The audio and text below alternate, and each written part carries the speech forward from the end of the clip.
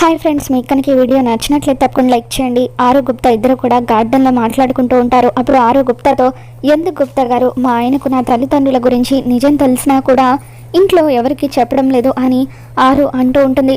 ఆయన కనుక నిజం చెబితే అప్పుడు నేను అనాథను అవ్వను కదా అని చెప్పి ఆరు అంటూ ఉంటే, అప్పుడు గుప్తా, నీకు ఈ నిజం తెలిసిన రోజున నీ పతిదేవుడు ఈ నిజాన్ని నీ దగ్గర ఎందుకు దాచిపెట్టాడో నీకే తెలుస్తుంది బాలిక అని చెప్పి గుప్తా అంటూ ఉంటాడు.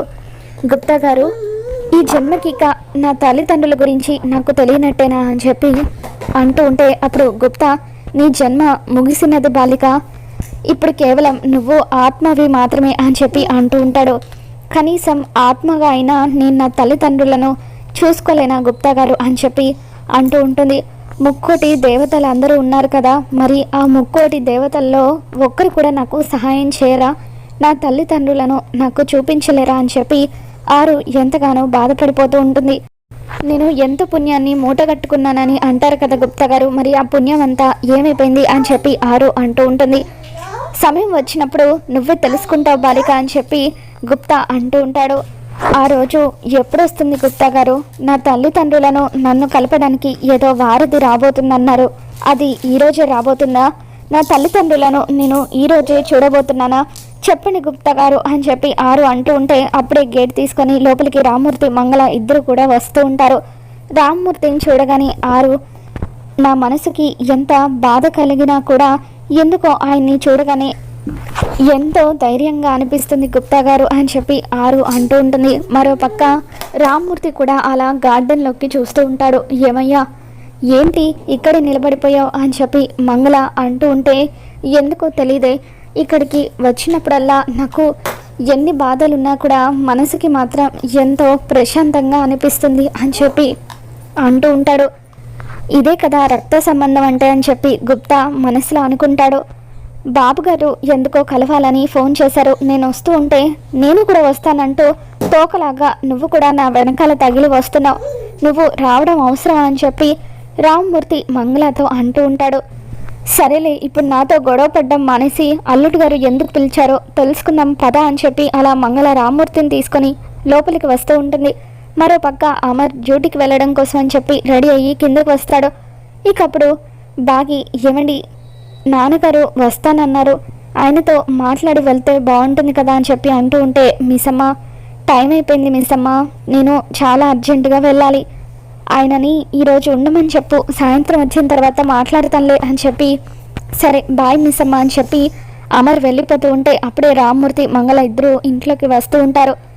ఇదేంటి వీళ్ళు పెట్టకుండా వచ్చేసారు, ఈ మంగళ కనీసం నాకు ఫోన్ కూడా చేసి చెప్పలేదు అని చెప్పి మనోహరి మనసులో అనుకుంటూ ఉంటుంది. అన్నయ్య గారు ఆరోగ్యం బాగుందా అని చెప్పి నిర్మలమ్మ పలకరిస్తుంది. బావగారు రండి కూర్చోండి అని సదాశివం గారు అంటూ ఉంటారు. ఇక ఇంతలో అమర్ హాల్లోకి వచ్చి, బాగున్నారా అంకుల్ అని చెప్పి పలకరిస్తాడు. బాగున్నాను బాబుగారు, మీరు నాకు ప్రాణభిక్ష పెట్టారు కదా అని చెప్పి అంటూ ఉంటే, నా సొంత మనుషులు అనుకున్నారు కాబట్టే నేను ఇదంతా చేశాను, దయచేసి ఇంకోసారి ఇటువంటి మాటలు మాట్లాడి నన్ను పరాయి వాడిని చేయకండి అని చెప్పి అమర్ అంటూ ఉంటాడు. నన్ను క్షమించు బాబు అని చెప్పి రామ్మూర్తి అంటూ ఉంటాడు. తర్వాత అమర్ కూర్చోండి అని చెప్పి, మీరు మొన్ననే కదా డిశ్చార్జ్ అయింది, ఎక్కువగా బయట తిరగడం మంచిది కాదు, మొన్న మీరు ప్రార్థన హోమ్స్కి వెళ్ళారని తెలిసింది అని చెప్పి అమర్ అంటూ ఉంటే, అప్పుడు రామ్మూర్తి, నేను కూడా బయటికి వెళ్ళకూడదనే అనుకున్నాను బాబు, ఇదిగో ఈ మంగళాని నేను హాస్పిటల్లో అడ్మిట్ అయి ఉన్నప్పుడు ప్రార్థన హోమ్స్ నుండి మేడం ఫోన్ చేశారని, ఆవిడ ఏం చెప్పారో అర్థం కాలేదని ఒకసారి వెళ్ళి కనుక్కొని రమ్మని పోరు పెడితే దీని పోరు పడలేక నేను అక్కడికి వెళ్ళాను అని చెప్పి రామ్మూర్తి అంటూ ఉంటాడు. మరి మీ పెద్ద కూతురు గురించి ఏదైనా నిజం తెలిసిందా అని చెప్పి అమర్ అంటూ ఉంటాడు. ఇక దాంతో రామ్మూర్తి, లేదు బాబు, వాళ్ళు కూడా ఏం తెలియలేదని చెప్పారు అని అంటూ ఉంటాడు. ఇక మంగళని మనోహరి కోపంగా చూస్తూ ఉంటుంది.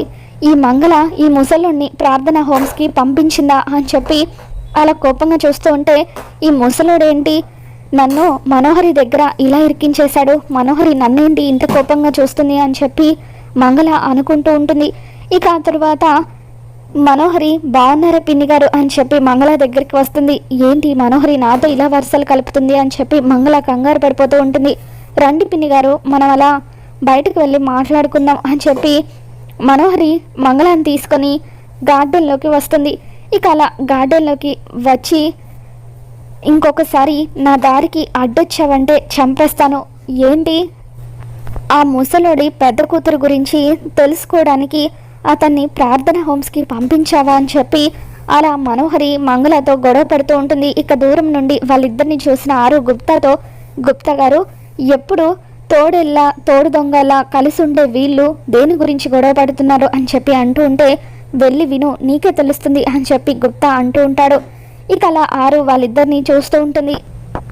అప్పుడు మంగళ, ఆ ముసలుడికి ఆయన పెద్ద కూతురే అరుంధతి అన్న నిజం తెలిస్తే, అప్పుడు ఇంట్లో వాళ్ళందరికీ నిజం తెలిస్తే నేను ఇంట్లో చక్రం తిప్పొచ్చు అనుకున్నాను. నా అల్లుడికి చెందిన ఆస్తి నాది కూడా అవుతుంది కదా అని చెప్పి మంగళ అంటూ ఉంటే, అప్పుడు మనోహరి కోపంగా చూస్తూ ఉంటుంది.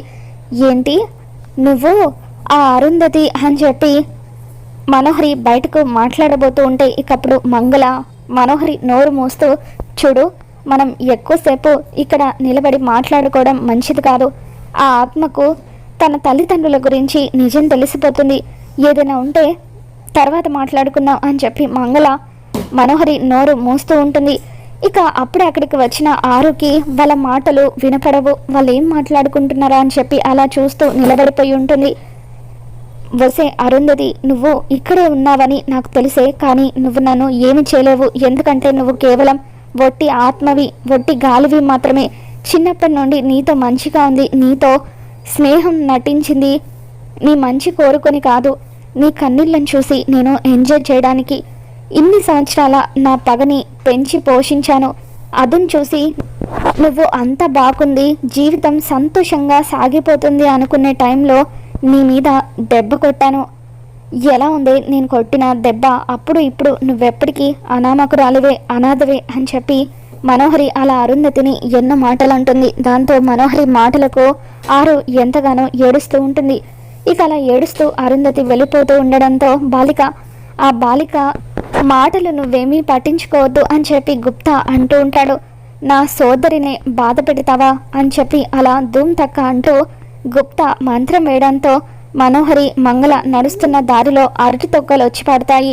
ఇక అలా మనోహరి ఆ అరటి తొక్కల మీద కాలు వేసి జారి కింద పడుతుంది. అబ్బా, నా నడుం విరిగిపోయింది అని చెప్పి అలా మనోహరి గట్టిగా అరుస్తూ ఉంటుంది. ఇక అలా మనోహరి జారి పట్టడంతో పరిగెత్తుకుంటూ అరుంధతి అక్కడికి వచ్చేసరికి గుప్తా నవ్వుతూ ఉంటాడు. ఏమైంది గుప్తా గారు అని చెప్పి ఆరు అడుగుతూ ఉంటుంది. అరటి తొక్కల మీద కాలు వేసింది, జారి పడింది అని గుప్తా నవ్వుతూ ఉంటే, ఇదంతా మీ పనే కదా గుప్తా గారు అని ఆరు అంటూ ఉంటుంది. అవును, మరి నా సోదరినే అన్ని మాటలని బాధ పెడుతుందా? అందుకే తగిన శిక్ష వేశాను అని గుప్తా నవ్వుతూ ఉంటాడు. అబ్బా మంగళ, నన్ను పైకి లేపు అని మనోహరి అంటూ ఉంటే మంగళ పైకి లేపడానికి ప్రయత్నిస్తూ ఉంటుంది. ఇక తను కూడా జారి కింద పడిపోతుంది. బాగి, రామ్మూర్తి ఇద్దరు కూడా ఇంట్లో నుండి బయటకు పరిగెత్తుకుంటూ వస్తారు. పిన్ని, ఏంటి ఇలా పడిపోయారు? మనోహరి గారు ఏమైంది అని బాగి అడుగుతూ ఉంటుంది. ఇక అలా మంగళని రామ్మూర్తి పైకి లేపుతాడు. బాగి మనోహరిని పైకి లేపుతుంది.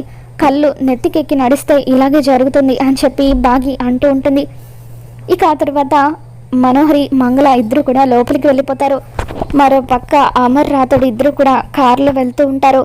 ఇక అప్పుడు అమర్ రాథోడ్తో, ఈ రోజైతే ఆయనను ఆపగలిగాను, కానీ ఇంకా ఎన్ని రోజులు ఆయనను ఆపగలుగుతానో నాకు తెలియడం లేదు రాథోడ్ అని చెప్పి అమర్ అంటూ ఉంటాడు. మిస్సమ్మ కళ్ళల్లోకి చూస్తున్న ప్రతిసారి కూడా నేను నిజాన్ని దాచిపెడుతున్నందుకు చాలా బాధపడుతున్నాను.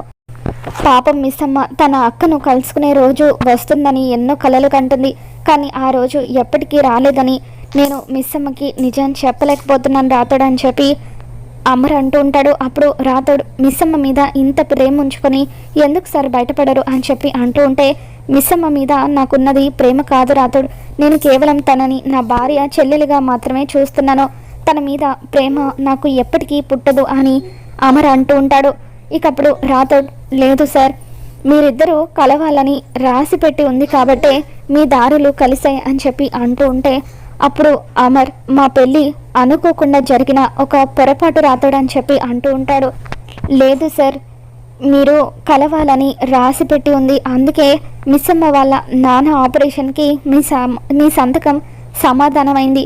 అలాగే తన రక్తాన్ని మిస్సమ్మ తన రక్తాన్ని చిందించి మరీ కాపాడుకుంది. మనోహరి గారితో జరగాల్సిన మీ పెళ్ళి మిస్సమ్మతో జరిగిపోయింది. మిస్సమ్మ మెడలో మీరు 3 ముళ్ళు వేశారు, 7 అడుగులు నడిచారు అని చెప్పి ఇక అలా రాథోడ్ అమర్ మనసు మార్చే ప్రయత్నం చేస్తూ ఉంటాడు. మరి ఈ వీడియో మీకు నచ్చినట్లయితే తప్పకుండా లైక్ చేయండి.